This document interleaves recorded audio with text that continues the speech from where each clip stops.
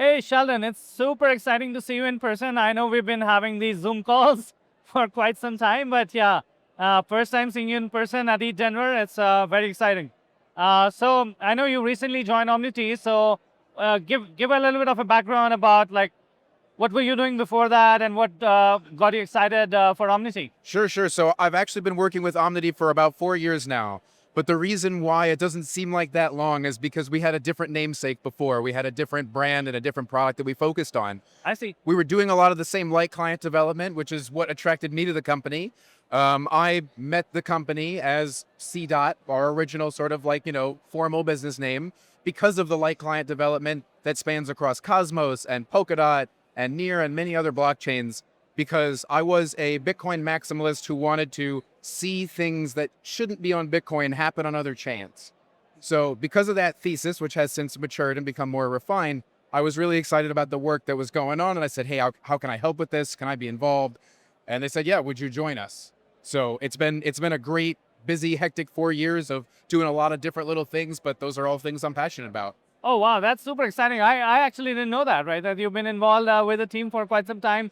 First, mostly on the Octopus side of things, and then eventually, oh, okay, very exciting. I'm just showing up now a little bit more because I lead my team. I'm happy to be the guy who takes orders, but now I have a little bit more authoritative weight to decide some marketing decisions that we make and things like that. We have to reach developers, right? Very cool, very cool. I know you are here at the Denver, and you have some major like things that you launched, a major announcement, Yes. REE Yes. and RichSwap. Why don't you talk us about that? Sure. So we launched the RichSwap DEX about 3 weeks ago now, and it's been great. The same week that RichSwap launched is the same week that Odin.fun launched, one of our most important technical partners. So it's been a very busy month, especially leading up to planning a big event last night at ETH Denver. It's been very busy with product launch and events and all that stuff. But at the same time, the platform that RichSwap is built on, REE, already is technically in existence on public mainnet. We're just not making it easy for developers to go and use that tooling yet. What we want to do is present to them, hey, here's shared liquidity, here's a great toolkit, here's a unique way to approach DeFi. It has a lot of the benefits that you're familiar with. Here's some new benefits.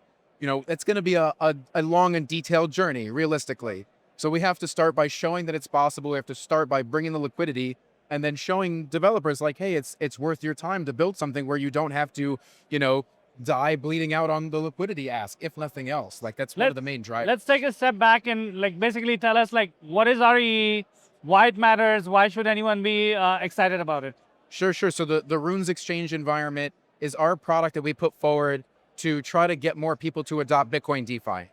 Basically, it's tokenized UTXOs. It's using ICP's existing tooling to do the same thing that Runes and Ordinals already do, which is identifying certain sats and certain transactions in position, in that transaction and saying like, hey, I have this Bitcoin TX. I want to be able to move this other asset that's based on that Bitcoin TX. I have to not commingle UTXOs.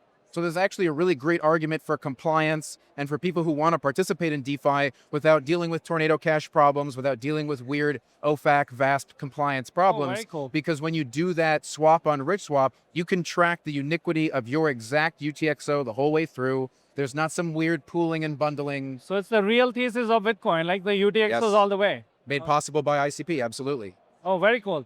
You mentioned Odin.fun is your partner. What are you doing with them? They are getting amazing traction, thanks in part to what you are kind of working with them. So yeah, tell us more about that. But we're very proud for the success. We're happy to sing their praises because Runes needed a pumped up fund, and now we have one. Awesome, right? So they use the Runes indexer from us so that they can have on-chain metadata about all runes instantly. Very reliable, ICP, very affordable, API service to manage. And then they also use the etching canister. So during the first week of Odin, there was these projects that had not beat their bonding curve yet. It was easy to keep them waiting. But the projects that beat their bonding curve, they're like, we want to etch. We want to be on the Bitcoin L1 as runes. Yes. So when they use that etching canister, although we did not initially develop etching for runes on ICP, our implementation is what Odin.fun uses. So it's really the runes indexer, the bridging canister that we use, and also the etching canister that we use. So all of the Odin.fun projects have this access to RichSwap, to all the other 20 blockchains that we're connected to, and of course some stuff that we're cooking up in the background, fresh. And for the etching canisters, I assume you use a threshold snore aspect.